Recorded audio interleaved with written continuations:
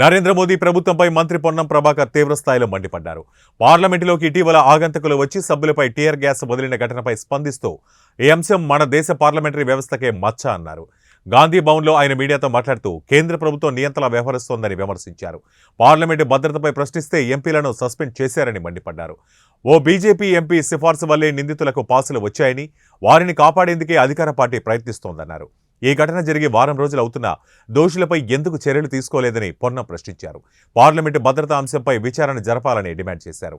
ఎంపీలపై విధించిన సస్పెన్షన్ను వెంటనే ఎత్తివేయాలని ఆయన డిమాండ్ చేశారు. మేము గొప్ప, మేము అది చేస్తాం, మేము దేశభక్తులను చెప్పుకుంటున్న భారతీయ జనతా పార్టీలు తెలంగాణ నుంచి వహిస్తున్న కేంద్ర మంత్రి కావచ్చు, మిగతా ఇద్దరు పార్లమెంటు సభ్యులు కావచ్చు, ఒకసారి జవాబు చెప్పాలని డిమాండ్ చేస్తా ఉన్నాం. ఏం పట్టనట్టు ఇటువంటి సంఘటనలు జరుగుతుండో మాట్లాడినట్టు ఆనాడు తెలంగాణ వ్యతిరేకంగా మాట్లాడితే మాట్లాడారు, తెలంగాణ తొక్కిదారిని ఎత్తుకుపోయినట్టే మాట్లాడారు, పార్లమెంటు మీద దాడి జరిగితే మాట్లాడారు, పార్లమెంట్ మెంబర్లను సస్పెండ్ చేస్తే మాట్లాడారు. ఎందుకు మరి మూగనము?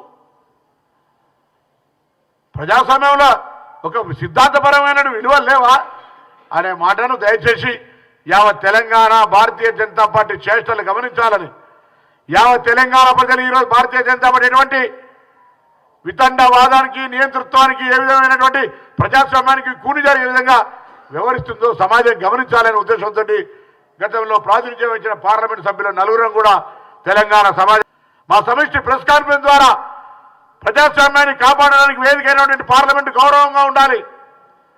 పార్లమెంటు దేశాన్ని మనం నిర్మించుకున్న రాజ్యాంగాన్ని అమలు చేసే వేదిక, మన ప్రియాంబుల్ చెప్తా ఉంది, మన రాజ్యాంగానికి వేదిక అది.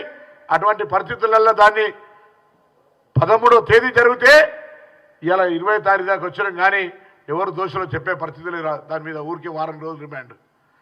కాబట్టి మళ్ళొక్కసారి డిమాండ్ చేస్తా ఉన్నాం, ఆ సంఘటన 13వ తేదీ సంఘటన మీద విచారణ జరపాలి, సస్పెండ్ చేసిన ఎంపీలను బేషరతుగా వెంటనే సస్పెన్షన్ ఎత్తివేయాలి.